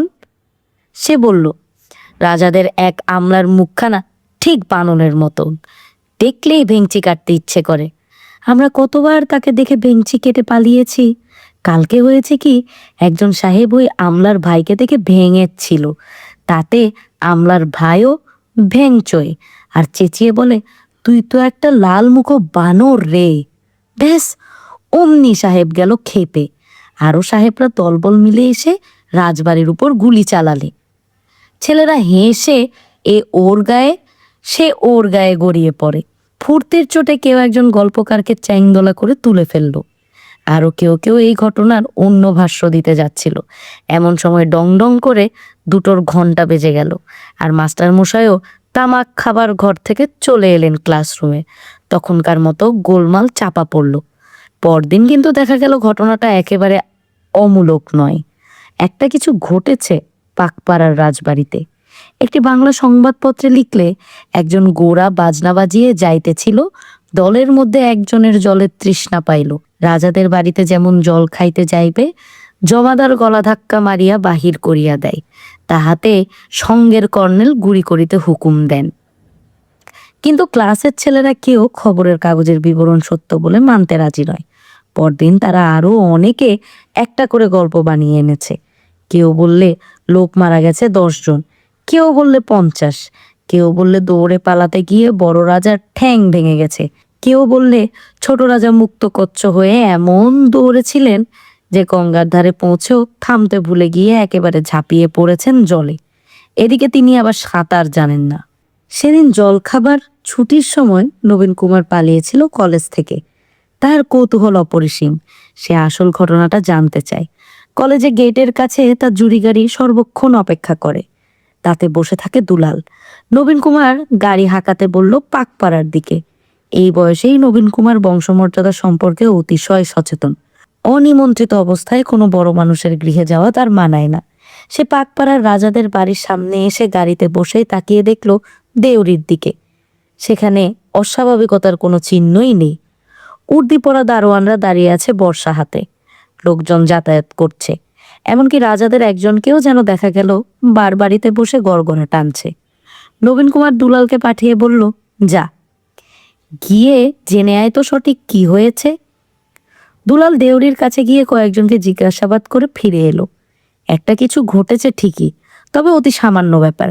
একজন নতুন গোছের ফিরিঙ্গি শিকারী এদিকে এসে ঘুরুঘুরি করছিল 2 দিন আগে।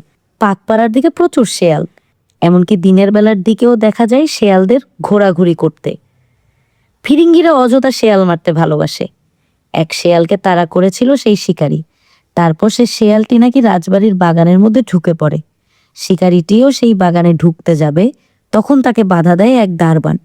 কিন্তু শিকারের ঝোঁক একবার মাথায় চাপলে তখন আর সাদা চামড়াদের কোনো জ্ঞান থাকে না। তর্কাতর্কির সুযোগে শেয়ালটা পালিয়ে যাচ্ছে ভেবে শিকারীটি তখন একজন দারোয়ানকে গুলি করে মেরে দেয়। তারপর রাজারা বেরিয়ে এসে শিকারীর কাছে ক্ষমা চান এবং শিকারীটিও মাথা ঠান্ডা হলে বলে যে লোকটিকে মেরে ফেলবার ইচ্ছে তার ছিল না। হঠাৎ হাত ফসকে গুলি বেরিয়ে যায়। সাহেবদের হাত ফসকে গুলি বেরিয়েছে, তবে তো কোনো কথাই নেই। আসলে দারবানটির আয়ু ফুরিয়ে গিয়েছিল বলেই না সে পঞ্চত্ব লাভ করেছে। ব্যাস, সেখানেই চুকে গেছে সবকিছু। রাজারা নিহত দারোয়ানের পরিবারকে 200 টাকা দান করেছেন। দুলালের মুখে সব বিবরণ শুনে নবীন কুমার বক্রভাবে হাসল। ভূকৈলাসের রাজবাড়িতে মহাপুরুষের আগমন ব্যাপারটাও নবীন কুমার নিজের চোখে যাচাই করতে চায়। সেদিন স্কুল থেকে বাড়ি ফিরে খাবার দাবার খেয়ে নবীন কুমার দুলালকে ডেকে বলল, আবার গাড়ি জুততে বল, চল ভূকৈলাস থেকে ঘুরে আসি। এখানেও প্রথমে নবীন কুমার গাড়ি থেকে না নেমে প্রথমে দুলালকে পাঠালো। দুলাল ঘুরে দেখে এসে বলল, হ্যাঁ, সত্যিই একজন জটা জুটধারী লোক রাজবাড়ির ঠাকুর দালানে বসে আছেন বটে। তাকে ঘিরে দারুণ ভিড়। নবীন কুমার বলল, তেনাকে দেখতে কেমন? দুলাল প্রথমে বলল, দেখলে ভয় করে। তারপরে আবার বলল, ভক্তিও হয়, আমি পেন নাম করেছি দূর থেকে। নবীন কুমার ধমকে বলল, তোর ভয় করে না ভক্তি হয় সে কথা কে জানতে চাইছে, বলছি লোকটার চেহারা কেমন? দুলাল বলল, ইয়া মোটা, সারা গায়ে মাটি লেপা, তার উপর ঘাস ঘাস মতো দেখলুম বটে, কিন্তু বট অসত্য গাছ দেখিনি। মাথায় দুটো অজগর সাপের মতো জটা বুকের উপর পড়ে আছে, চোখ বোঝা। এমন মানুষকে সচক্ষে না দেখলে চলে না। এত লোকের ভিড় যখন, তখন এর মধ্যে মিশে গেলে কেউ তাকে চিনবে না। কৌতূহল সামলাতে না পেরে নবীন কুমার নেমে পড়ল গাড়ি থেকে। বয়সের তুলনায়ও নবীন কুমারের শরীরটি ছোটখাটো, রোগা পাতলা, কিন্তু কুচকানো ধুতি, হলুদ রঙের রেশমি বেনিয়ান ও কাঁধে চীনা সিল্কের চাদর ও পায়ে চকচকে পলিশ করা কালো পাম শু, এবং তার মুখের গাম্ভীর্য ও ধীর পদক্ষেপ দেখে কোনো রাশভারী ব্যক্তি বলেও ভ্রম হয়, এবং তার দৃষ্টি অতি উজ্জ্বল। দর্শনার্থীদের মধ্যে পুরুষের চেয়ে নারীর সংখ্যাই বেশি। অবিদ্যা, ঘুষকি ও গেরস্ত মেয়েদের ভিড় ঠেলে নবীন কুমার গিয়ে দাঁড়ালো একেবারে সামনে। মহাপুরুষের মূর্তি দেখলে সত্যিই প্রথমটাই বুক কেঁপে ওঠে। দেখে মনে হয় মানুষ না, যেন ছোটখাটো একটি পাহাড়। চারপাশের লোক গুঞ্জন করে নানা কথা বলছে। 10 দিন ধরে উনি এখানে আছেন, এর মধ্যে একবারও ওঠেননি, মলমূত্র ত্যাগ করেননি, কিছু খাননি, এমনকি চোখও খোলেননি। রাজবাড়ির লোকেরা ওকে পরীক্ষা করবার জন্য প্রথমে দু একদিন কানের কাছে ঢাকঢোল বাজিয়েছেন, তবু কোনো সার দেখা যায়নি ওর শরীরে। এখন আর সে চেষ্টা কেউ করে না। উনি নাকি চোখ খুললেই সবাই ভস্ম হয়ে যাবে। সবাই ওর পায়ের কাছে ডিপ ডিপ করে প্রণাম করছে আর ছুঁড়ে দিচ্ছে পয়সা। বেশিক্ষণ সেখানে দাঁড়িয়ে থাকা যায় না ভিড়ের চাপে। নবীন কুমার আর দুলাল চন্দ্র আস্তে আস্তে সরে এলো সেখান থেকে। এর মধ্যে আরো অনেক খবর শোনা গেল। মহাপুরুষের গায়ের যে মাটির প্রলেপ তা কেমন ভেজা ভেজা। 10 দিন ধরে মাটি ওরম ভেজা ভেজাই রয়েছে। গঙ্গার ধারে উনি মাটি ফুঁড়ে উঠেছেন, সেই জন্যই ওর গায়ে ভিজে গঙ্গা মাটি। ফেরার পথে নবীন কুমারের ওষ্ঠে মৃদু হাস্য লেগে রইল। মহাপুরুষকে দেখে সে বেশ মজা পেয়েছে। বাড়ি ফিরেই সে কৃষ্ণ ভামিনীকে মহাপুরুষ দর্শনের অভিজ্ঞতা শোনাবার জন্য তাকে খুঁজতে গিয়ে দেখল কৃষ্ণ ভামিনী বসে আছে তার মায়ের কক্ষে। সেখানে তার জ্যাঠাইমা হেমাঙ্গিনী ও আরো কয়েকজন স্ত্রীলোক বসে গল্প করছিলেন। সবাই নবীন কুমারকে দেখে নিজেদের কথা থামিয়ে বলল, আয় এখানে বস। কি দেখলি? কেমন দেখলি? নবীন কুমার মহাপুরুষের চেহারা বর্ণনা দিয়ে বলল, এমন কথা কখনো শুনেছ যে 10 দিন ধরে চোখ খোলে না, পেচ্ছাপ বাহি যায় না? মহিলারা চোখ কপালে তুলে বলল, ওমা তাই নাকি? ইনি তো তাহলে খুব বড় মহাপুরুষ রে। 10 দিন চোখ খোলে না, ভাবা যায়। হেমাঙ্গিনী বললে, 10 দিন কি গো, শহরের লোক তো দেখেছে মোটে 10 দিন। মাটির নিচে কতদিন চোখ বুজে আছেন তা কে জানে, ওনারা সব পারেন। নবীন কুমার বলল, দিনের পর দিন না খেলে মানুষ বাঁচে। বিম্ববতী বললেন, পুণ্যাত্মাদের খাওয়া লাগে না, ওনারা তো আর সাধারণ মানুষ নন। নবীন কুমার বলল, আমার কি ইচ্ছে হচ্ছিল জানো মা, ওর কানের পাশে তো অনেক ঢাক ঢোল বাজানো হয়েছিল, একবার ওনার নাকের কাছে কিছু নস্যি নিয়ে দেখলে কেমন হতো। মহিলারা সমস্বরে বলে উঠল, ছি ছি ছি ছি ছি ছি ছি ছি ছি ছি, ও কথা বলতে নেই ছোটকু, অমন কথা শুনলেও পাপ। মহাপুরুষদের কখনো পরীক্ষা করেও দেখতে নেই। হেমাঙ্গিনী বললেন, আমার বাপের বাড়িতে আমার সম্পর্কে এক পিসে মশাই একবার অমনি একজন মহাপুরুষ দেখেছিলেন। আমার পিসে মশাই নৌকোয় কাশি যাচ্ছিলেন। গঙ্গার ধারে জঙ্গলের মধ্যে দেখলেন একজন ওরম মহাপুরুষ ধ্যানে অচৈতন্য হয়ে বসে আছেন। মাঝিরা তা দেখে বলল, বাপু এই জঙ্গলে বড় বাঘ, এই সাধুরে তো আজই বাঘে খেয়ে ফেলবে। মাঝিরা ধরাধরি করে মহাপুরুষকে নৌকায় তুলে আনলো। তিনি নৌকোয় বসে রইলেন পাথরের মূর্তির মতো। তখনকার দিনে ছাপঘাটির মোহনায় জল থাকতো না বলে কাশির যাত্রীরা বাদা বনের ভেতর দিয়ে যাওয়া আসা করতেন। একদিন আমাদের সেই পিসে মশাইয়ের নৌকো বাদা বনের মধ্যে দিয়ে মাঝিরা গুণ টেনে নিয়ে আসছে। মাঝি আর অন্য লোকেরা হঠাৎ দেখলো কি জলের ধারে ঠিক ওই রকম একজন মহাপুরুষ দাঁড়িয়ে আছেন। দুজনার চেহারা ঠিক একরকম। এদিকে এই মহাপুরুষ তো নৌকোর গুলুয়ে তেমনই একইভাবে ধ্যানে বসেছিলেন। ডাঙ্গার মহাপুরুষকে যেই মাঝিরা দেখলো অমনি উনি চোখ মেলে চাইলেন। এর মধ্যে ডাঙ্গার মহাপুরুষ হাসতে হাসতে নৌকোর উপর এসে নৌকোর মহাপুরুষকে হাত ধরে তুলে দাঁড় করালেন। তারপর দুজনাই অমনি হাসতে হাসতে জলের উপর দিয়ে হেঁটে চলে গেলেন। আর তেনাদের দেখতে পাওয়া গেল না। অন্য নারীরা বলল, বলো কি গো দিদি, এ যে মহা আশ্চর্য কথা। হেমাঙ্গী বললেন, হেই দেখো না, তোমাদের বললুম তো, অমনি আমার লোমঞ্চ হচ্ছে, গা কাঁপছে। এনারা সব সেকালের মুনি ঋষি, কেউ 10,000 কেউ 20,000 বছর ধরে তপস্যা করছেন। এরা মনে করলে সব করতে পারেন। অন্য আর একজন স্ত্রীলোক বললেন, আমিও এরকম একজনের কথা শুনেছিল। একবার ঝিলিপুরের দত্তরা সুন্দরবন আবাদ করতে করতে 30 হাত মাটির ভেতরে এক মহাপুরুষকে দেখেছিলেন। তার শরীর শুকিয়ে চেলা কাঠ হয়ে গেছে আর গা থেকে বেরিয়েছে বড় বড় শেখর। দত্তরা অনেক করে সেই মহাপুরুষকে নিয়ে এলেন ঝিলিপুরে। সেখানে তিনি 1 মাস থাকলেন। তারপর হঠাৎ একদিন অদৃশ্য হয়ে গেলেন। বিম্ববতী বললেন, এরা যখন ইচ্ছে করেন দেখা দেন, আবার যখন ইচ্ছে করে সংসার ছেড়ে চলে যান। হেমাঙ্গিনী বললেন, ভূকৈলাসের রাজাদের কত ভাগ্য, তাদের বাড়িতে ইনি দেখা দিয়েছেন। কবে আবার চলে যাবেন ঠিক কি? হেলা, আমরা একবার দেখা করতে যাই না? নবীন কুমার বলল, জ্যাঠাইমা, তোমরা যেখানে যেতে পারবে না, বড্ড পাঁচপেচি ধরনের লোকের ভিড় সেখানে। পরদিন বিম্ববতী বাড়ির একজন ভৃত্যকে পাঠিয়ে মহাপুরুষের পায়ের ধুলো আনালেন খানিকটা। তা দুটো মাদুলিতে ভরে একটা বেঁধে দিলেন নবীন কুমারের বাহুতে, আর একটা রেখে দিলেন গঙ্গানারায়ণের জন্য। মহাপুরুষদের পুত রজ অঙ্গে রাখলে সন্তানদের সব বিপদ কেটে যাবে। মায়ের অনুরোধ একেবারে ফেলতে পারল না নবীন কুমার। তবে সেই জয় ঢাকের মতো মাদুলিটা প্রায়ই সে খুলে নিয়ে লোফালুফি খেলা করে। মায়ের সামনে আবার ঠিকঠাক করে নেয়। মহাপুরুষের নানা রকম অলৌকিক গুণাবলীর কথা কয়েকদিন ধরে খুব বাজার সরগম করে রেখে আস্তে আস্তে স্তিমিত হয়ে গেল। তারপর একদিন স্কুলের টিফিনে নবীন কুমার গোলদিঘিতে তার বন্ধুদের সঙ্গে ফড়িং ধরে খেলা করছে। এমন সময় ওদের ক্লাসের পণ্ডিত মশাই এলেন মাঠের মধ্যে। এই পণ্ডিত মশাই একসময় এক বড় মানুষের বাড়িতে রাঁধুনি বামুন ছিলেন। এখন এডুকেশন কাউন্সিলে সুপারিশের জোরে পণ্ডিত হয়েছে।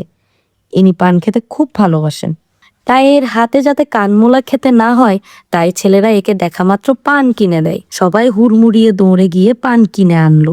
খুশি হয়ে পণ্ডিত বললেন, ওরে নবীন, ভূকৈলাসের সে মহাপুরুষের কথা শুনেছিস? সে এক কাণ্ড হয়েছে। কি হয়েছে কি হয়েছে বলে সবাই পণ্ডিতকে জেঁকে ধরল। তিনি বললেন, মহাপুরুষের নানা রকম কেরামতির কথা শুনে এক সাহেব গিয়েছিলেন তেনাকে পরীক্ষা করতে। বাবা, সাহেবদের কাছে অত জারি জুটি খাটে না। ভূকৈলাসের রাজারা নাকি মহাপুরুষের গায়ে গুল পুড়িয়ে ছ্যাঁকা দিয়েছিলেন, জলে ডুবিয়ে রেখেছিলেন, তাতেও কিছু হয়নি। কিন্তু সাহেব সেই মহাপুরুষের নাকের কাছে কি একটা আরো যে একটু ধরলেন, অমনি মহাপুরুষ 7 বার হ্যাচ্চ হ্যাচ্চ করে উঠল, আর চোখ মেলেই সাহেব দেখে কেঁদে বলল, ওরে বাবা, গারদে দিওনি, গারদে দিওনি। নবীন কুমার আনন্দে ফেটে পড়ে লাফাতে লাফাতে বলল, নস্যি নস্যি, আমি আগেই জানতুম। পণ্ডিত মশাই বললেন, ভূকৈলাসের রাজারা তো খেপে আগুন। এতদিন কত মানিগণি লোক ওই বুজরুকটার পায়ের ধুলো নিয়েছে। এই রাজারা এখন ওই বেটাকে নিয়ে নিজেদের পা টেপাচ্ছেন। নবীন কুমার হেসে গড়াগড়ি দিল মাটিতে। তারপর হাতের মাতুলিটা সে ছুঁড়ে ফেলে দিল জলে। কৌতুক ও কৌতূহলের জন্য নবীন কুমার প্রায়ই এরকম নানা রকম অভিযানে বেরোয়। ইতিমধ্যে তার একটা নিজস্ব মতামত তৈরি হয়েছে। সে আর অন্য কারুর কথা যাচাই না করে মেনে নেয় না। ক্লাসের মধ্যে নবীন কুমারের দুরন্তপনা দিন দিন বৃদ্ধি পেতে লাগলো। পড়াশোনায় একেবারেই মন নেই। প্রত্যেকটি শিক্ষক তাকে নিয়ে ব্যতিব্যস্ত। অথচ সবাই জানেন এই ছেলে একটু মন দিয়ে পড়লে সবার সেরা হতে পারত। এমন স্মৃতিশক্তি খুব কম ছাত্রেরই দেখা যায়। কিন্তু সে পড়বে না। একদিন একজন শিক্ষক মন দিয়ে পড়াচ্ছেন, সারা ক্লাস স্তব্ধ। এমন সময় হঠাৎ নবীন কুমার দুম করে তার এক সহপাঠীর পিঠে এক কিল বসিয়ে দিল সম্পূর্ণ বিনা কারণে। ছেলেটি আর্তনাদ করে তখনই উঠে দাঁড়িয়ে নালিশ জানালো শিক্ষকের কাছে। শিক্ষক মহাশয় আর ধৈর্য রাখতে পারলেন না। দাঁতে দাঁত চেপে বললেন, stand up, stand up on the bench, you stand up on the bench. Nabin Kumar হাসতে হাসতে বেঞ্চের উপর উঠে দাঁড়ালো। শিক্ষক বললেন, কান ধরো, সর্বক্ষণ কান ধরে দাঁড়িয়ে থাকবে। নবীন কুমার জিজ্ঞেস করলো, কার কান ধরবো স্যার? সারা ক্লাস ফেটে পড়ল হাসিতে। শিক্ষক মশাই ডায়াস থেকে নেমে এগিয়ে এলেন নবীন কুমারের কাছে। ব্যথাময় কণ্ঠে জিজ্ঞেস করলেন, তুমি কেন এমন করো বলো তো? কেন ওকে মারলে? নবীন কুমার সগর্বে উত্তর দিল, মহাশয়, আমি সিংহ সন্তান, জাত স্বভাব তো ছাড়তে পারি না।